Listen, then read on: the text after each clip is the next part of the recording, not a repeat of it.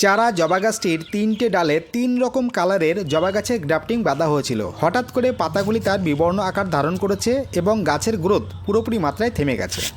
এই অবস্থায় গাছকে কিভাবে নতুন করে আবার তার সজীবতা ফিরিয়ে আনতে হবে আর কেনই বা এই ঘটনা ঘটল, চলুন জেনে নেওয়া যাক।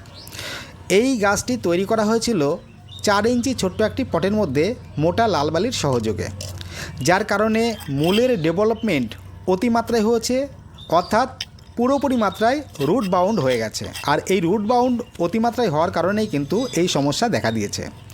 এখন গাছটিকে টবের ভেতর থেকে বের করে এই যে অতিরিক্ত মূল বাছাই করে তাকে কাটিং করতে হবে। প্রয়োজনে পাশে থাকা মাটিকে আলগা করে মূলকে যতটা সম্ভব ছাড়িয়ে দিতে হবে, যাতে নতুন যে মাটিতে গাছকে বসানো হবে সেই মাটির সঙ্গে দ্রুত নিজেকে সেট করে নিতে পারে।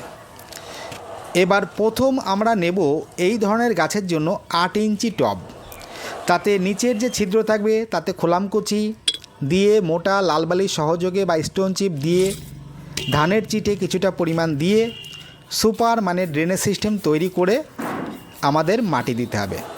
এবার মাটি তৈরি করবার জন্য নিতে হবে 1 টব পরিমাণ গার্ডেনের সাধারণ মাটি, তার সঙ্গে হাফ টব নিতে হবে ভার্মি কম্পোস্ট নতুবা ভালো মানের পুরনো গোবর সার, তার সঙ্গে হাফ টব নিতে হবে ধানের চিটে।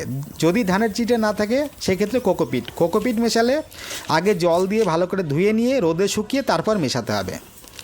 আর নিতে হবে হাফ টব পরিমাণ ঘর তৈরির লাল বালি। এগুলিকে ভালো করে মিশিয়ে নিয়ে 8 ইঞ্চি টবের জন্য দিতে হবে 1 চা চামচ পরিমাণ হাড়ের গুঁড়ো, 1 চা চামচ পরিমাণ লাল পটাশ অর্থাৎ মিউরেট অফ পটাশ আর 1 চা চামচ পরিমাণ গুঁড়ো নিমখোল। এগুলিকে মাটির সঙ্গে বেশ ভালো করে মিশিয়ে নেওয়ার পর এই মাটি প্রথমে কিছুটা দিয়ে নিয়ে গাছটিকে বসিয়ে সেন্ট্রাল পয়েন্টে বসানো হয়েছে কিনা এবং গাছটি সোজা আছে কিনা দেখে নিতে হবে।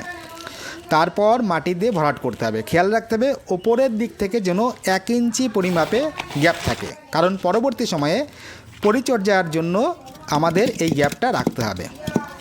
এইভাবে মাটি দিয়ে ভরাট করে নেওয়ার পর জল দিয়ে ভিজিয়ে দিতে হবে। এই মতো অবস্থায় গাছকে 1 সপ্তাহের জন্য ছায়াযুক্ত স্থানে রাখতে হবে। সরাসরি এই মুহূর্তে সানলাইটে একদম রাখা উচিত নয়। গাছ 1 সপ্তাহ পরে গিয়ে আমরা পুরোপুরি সানলাইটে দিয়ে দেবো।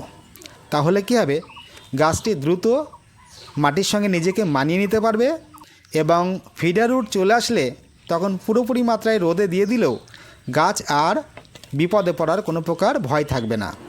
আর গাছে যদি কোনো ফুলের কুঁড়ি বা ফুল এসে থাকে তা ফেলে দিতে হবে। আর এই যে গ্রাফটিং অঞ্চল রয়েছে এগুলি কিছুদিন পরে গিয়ে কেটে ফেলে দিতে হবে, তাহলে গাছ নতুন করে হেলদি হয়ে উঠবে। তাহলে পরের ভিডিওতে আবার দেখা হচ্ছে, সঙ্গে থাকবেন। নমস্কার।